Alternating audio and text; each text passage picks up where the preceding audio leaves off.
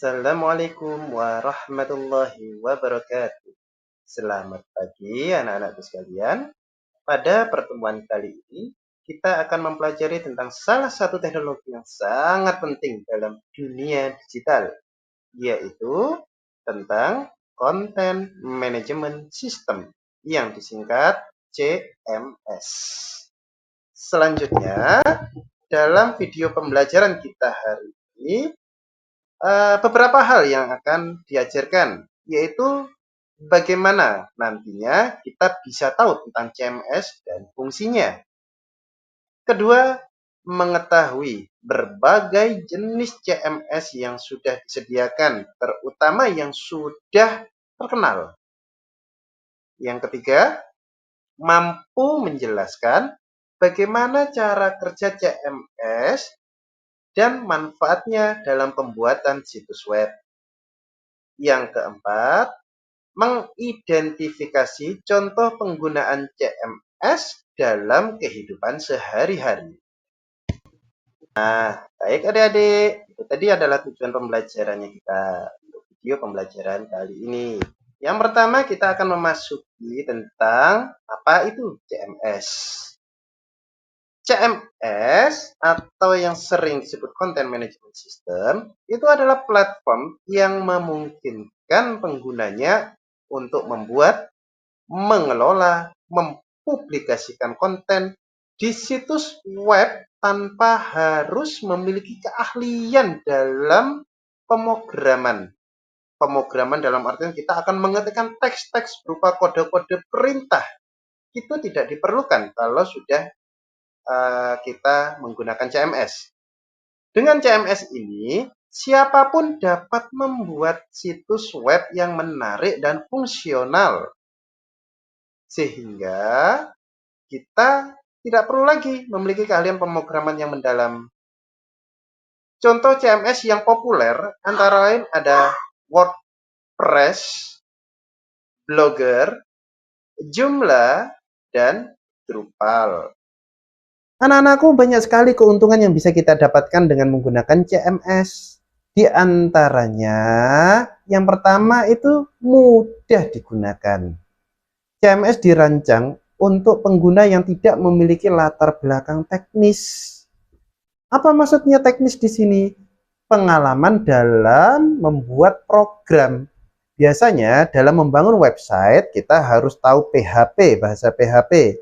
Kemudian ada JavaScript di sana. Kemudian ada tentunya HTML untuk front end-nya. Nah, itu semua tidak diperlukan. Kita tinggal menata layout-nya saja, memilih tema dan memasukkan konten tanpa memerlukan bahasa pemrograman yang mendalam. Yang kedua adalah fleksibilitas. CMS memungkinkan kita untuk membuat berbagai jenis website dengan fitur yang sangat beragam. Dan yang ketiga adalah hemat biaya. Banyak CMS yang bersifat open source, sehingga kita tidak perlu mengeluarkan biaya untuk lisensi, sehingga memudahkan kita untuk berkreasi. Nah, selanjutnya, bagaimana terkait cara kerjanya? Itu sederhana. Pengguna dapat mengakses antarmuka yang familiar, yang ramah untuk membuat dan mengedit konten. Jadi ada menu-menu yang sudah disediakan sehingga pengguna itu dengan mudah bisa mengatur tata letaknya. Konten tersebut kemudian disimpan dalam basis data.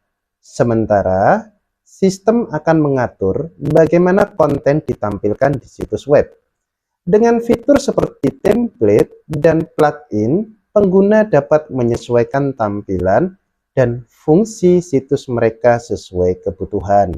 Saya jelaskan dulu dua bagian CMS yang utama ini ya. Tadi ada panel admin yang berfungsi sebagai back-end atau bagian belakang website.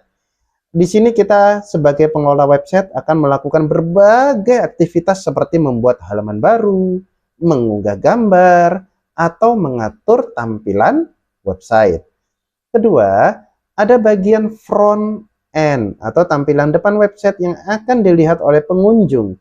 CMS akan secara otomatis menghubungkan kedua bagian ini sehingga perubahan yang kita lakukan di panel admin akan langsung terlihat di tampilan depan website.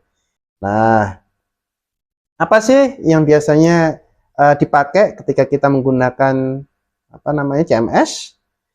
CMS dalam kehidupan sehari-hari itu bisa dipakai dalam hal pribadi ya, blog pribadi, isinya ya hal-hal yang pribadi.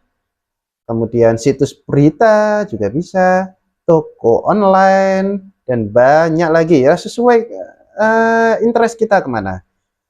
Nah, selanjutnya untuk kita sudah ketahui dari beberapa hal tadi itu terkait CMS, dapat kita simpulkan bahwa CMS ini adalah sebuah alat yang sangat berguna untuk membuat dan mengelola website, tentunya dengan sangat mudah, sehingga dalam kita membuatnya itu bisa seolah-olah profesional tanpa harus menjadi seorang programmer. Nanti jika ada hal-hal yang ingin ditanyakan, bisa kalian langsung hubungi saya ya. Terima kasih atas perhatiannya. Salam pembelajar. Teruslah giat belajar. Jangan pernah putus asa demi masa depanmu yang cerah nanti. Terima kasih. Assalamualaikum warahmatullahi wabarakatuh.